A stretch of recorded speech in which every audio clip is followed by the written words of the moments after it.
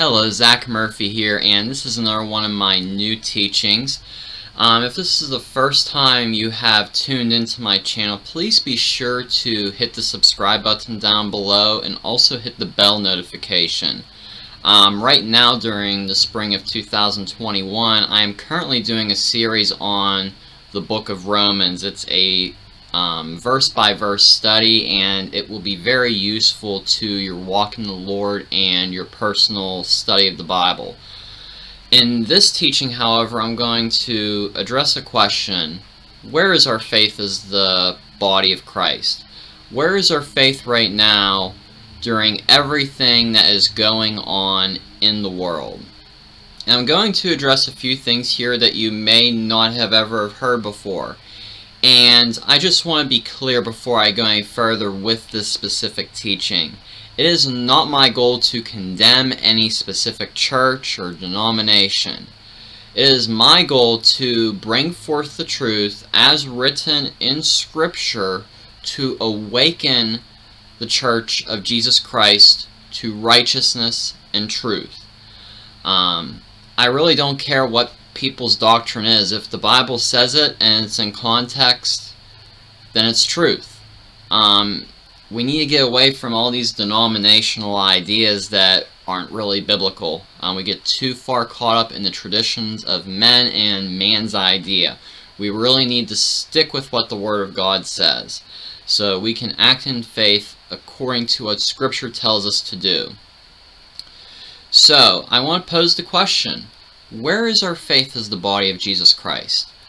Right now you can see, you don't even have to turn on the news for more than 2 minutes to see there's a lot of craziness going on in the world. And I want to turn to a scripture that addresses an important question, and I'm going to go into how it applies especially to the church today. And this very scripture is found in James chapter 2 verse 14. I'm going to put that right up on the screen for you. What does it profit, my brethren, if someone says he has faith but does not have works? Can faith save him? And then let's jump down several verses to verse 26 in the same chapter. For as the body without the spirit is dead, so faith without works is dead also. Now, let me first address something that should be obvious. I 100% believe that we are saved by faith alone. We are not saved by works. However, the result of our salvation shall bear fruit. So there should be good works that follow as a result of salvation. You should have a strong desire to do good works that are in alignment with the fruit of the Spirit and what Jesus has commissioned the church to do. So I want to ask you, where is the faith? Maybe this may not apply to you, especially with what's going on today. Maybe you have been walking in faith since the beginning of what's been going on in the world.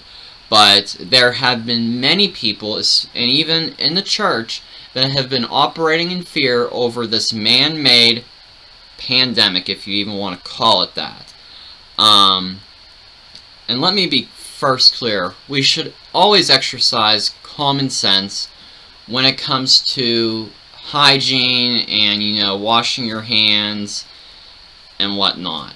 And also there is a difference between biblical boldness and foolishness. I do want to address that also because some people walk in foolishness rather than biblical boldness. Some people think they're being bold as Christians when they're just walking in foolishness. And there is a clear difference between walking in biblical boldness and walking in foolishness. Just look in the book of Acts when they asked God for boldness. We need to ask God for boldness as the Church of Jesus Christ today. We don't want to act out in the flesh. We want to act out according to what the Word of God says. Let the Holy Spirit lead us so we can walk in biblical boldness that will glorify God. This is really why we must get the Word of God into our hearts. Not just our heads. So many people in so many churches today only focus on getting the people in their congregation to get the Word of God in their heads, to get them to be experts in theology and doctrine. And let me say, theology and doctrine matter.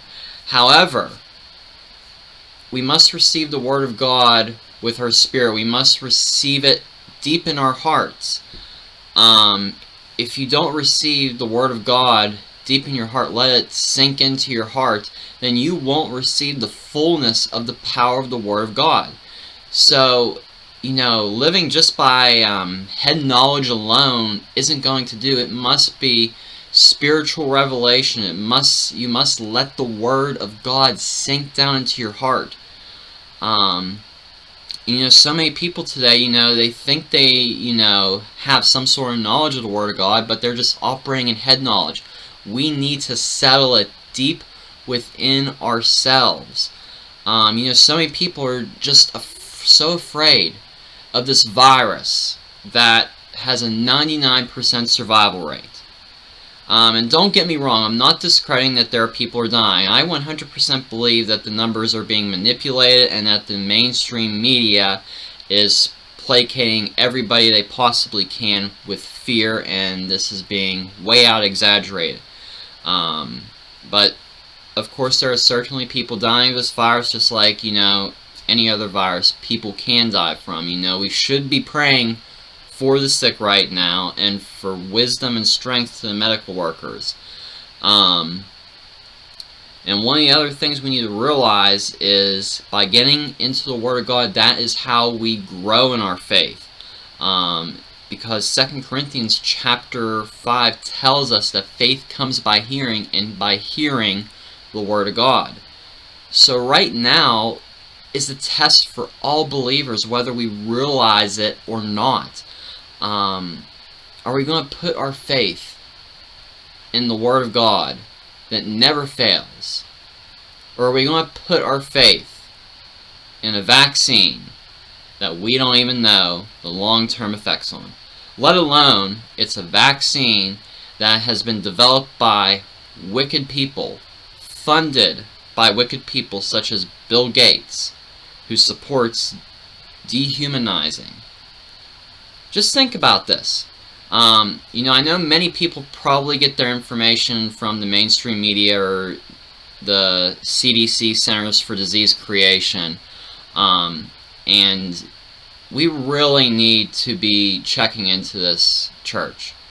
We need to be sure what we are buying into with this situation is the truth. This vaccine is nothing but a false light. I've seen so many pictures and so many videos come up on social media of them broadcasting people receive their vaccine and people crying tears of joy. No Christian should cry tears of joy over a shot. They should cry tears of joy, over the power of Jesus Christ. COVID-19 is not stronger than the sacrifice of Jesus Christ that atoned for our sin and our sickness. Why are we putting our faith in this vaccine, church? Why? Sickness was paid for 2,000 years ago on the cross of Jesus Christ, and I will not compromise for that. This vaccine should be spoken out against in every pulpit in the country. The wicked men of this world, they are going to always point the lost in this world to a false light. Right now they're pointing people to a vaccine that we don't even know what the long-term effects are on.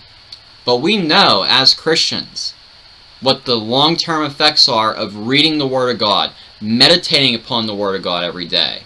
We need to be advocating for people to get into the Word of God. We need to be spreading the gospel now more than ever to people. Now is not the time for casual Christianity.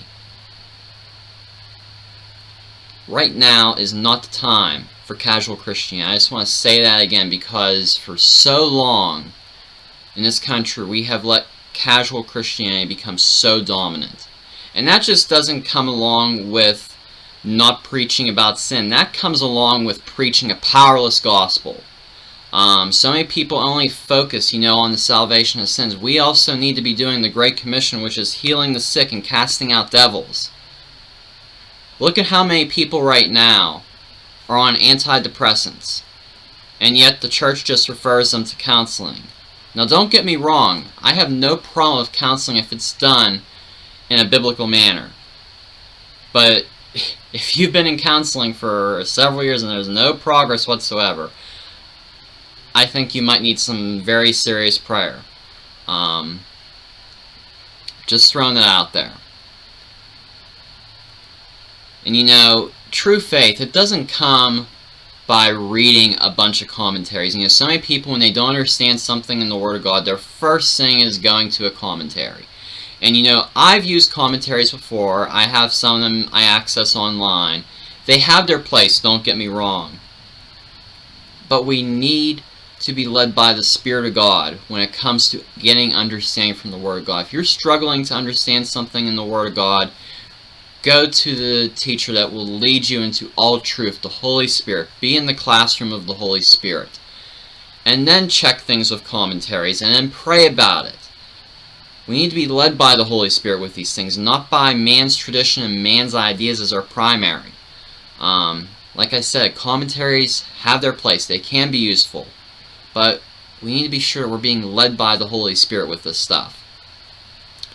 And you know, when we go to God in prayer, I just want to say, so many people go to God in prayer and they have faith believing God has done something.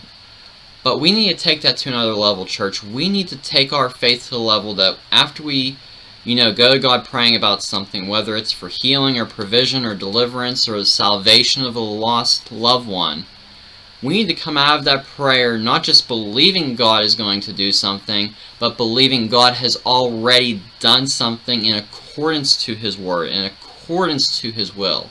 The best way to know the will of the Father is by getting in the Word. And one of the things I want to talk about is the authority of the believer. And Kenneth Hagin has an excellent book out on the believer's authority. And Jesus tells us, and let me pull up the scripture. This is in Luke chapter 10, verse 19. I'm going to read it from the Amplified Translation. Listen carefully. I have given you authority that you now possess to tread on serpents and scorpions, and the ability to exercise authority over all the power of the enemy, Satan, and nothing will in any way harm you.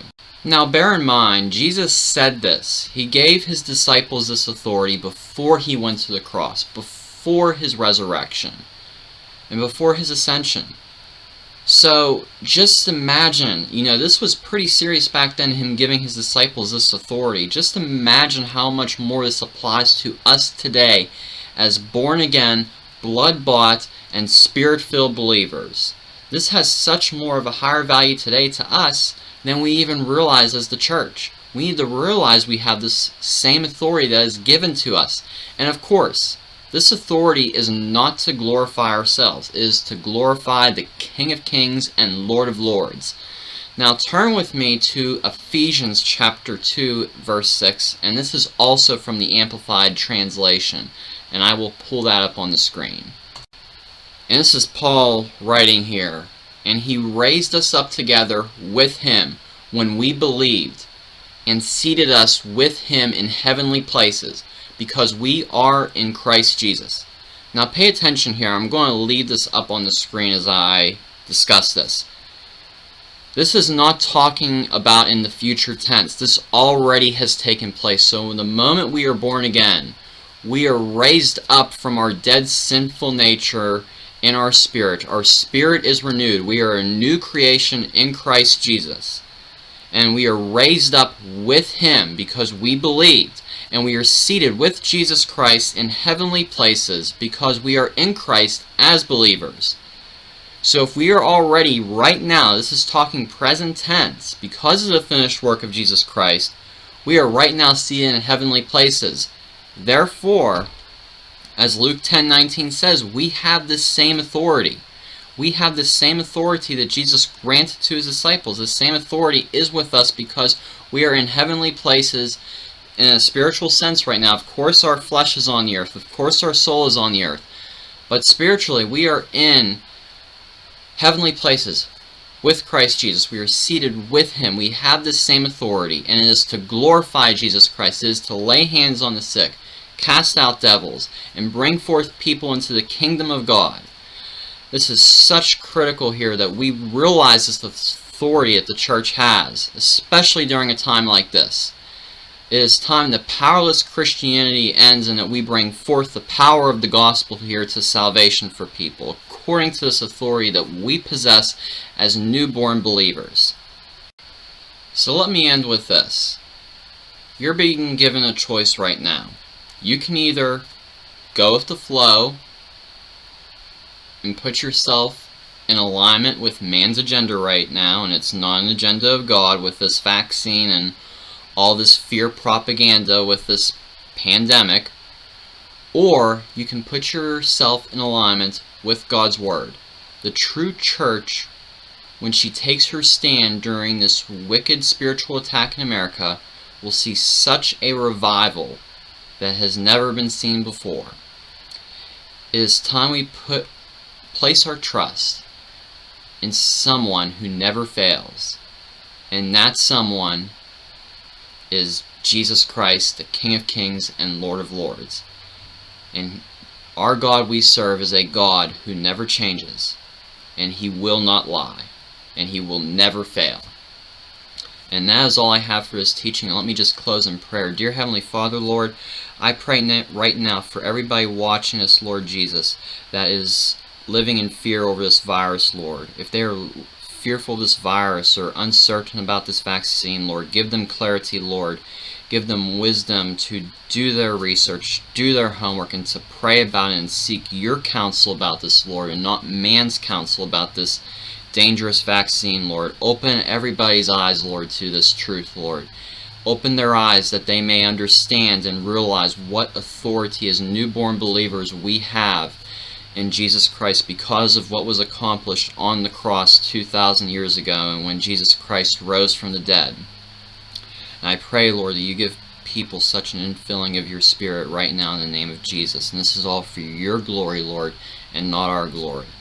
In your name we pray, amen. So once again, thank you for watching, and be sure to hit that subscribe button down below. God bless you, and have a great week.